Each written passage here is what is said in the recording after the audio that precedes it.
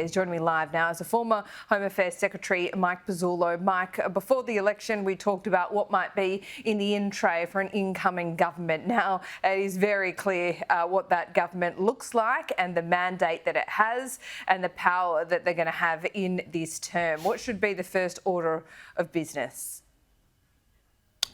Good morning, Laura. As we've previously discussed, obviously the government will be very much focused on delivering on its promises, which are largely in the economic and social space, but they're very conscious, I'm sure, particularly if the senior ministers in the security area are reappointed, as is likely to be the case.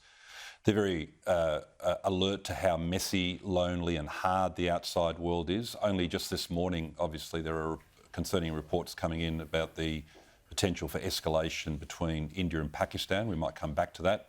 So I think those issues will demand a greater proportion of the PM's personal time and the time of the National Security Committee than perhaps people outside of the system might anticipate.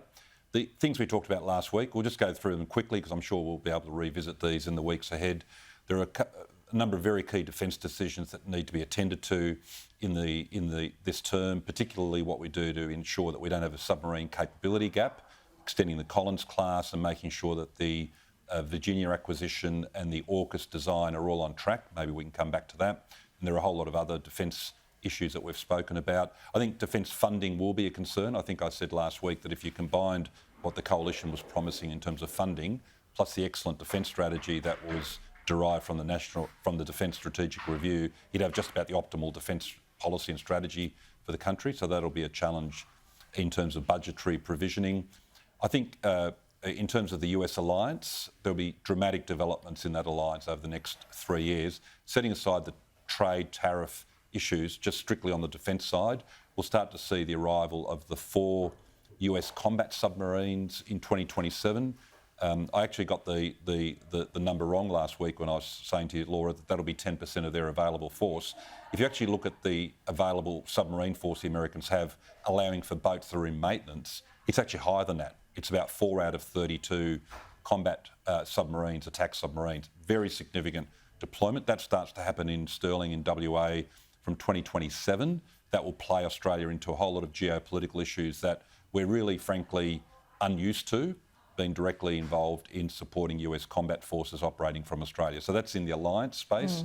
I think, as I said to you last week, in relation to Asia, I think Minister Wong's got the right balance in terms of ensuring that there's an equilibrium in Asia where we don't get sucked into great power conflict. However, we're just starting to see with the Philippines and a few other countries the introduction of defence and security protection discussions into those bilateral discussions. That'll happen with Korea, Japan, the Philippines and others potentially.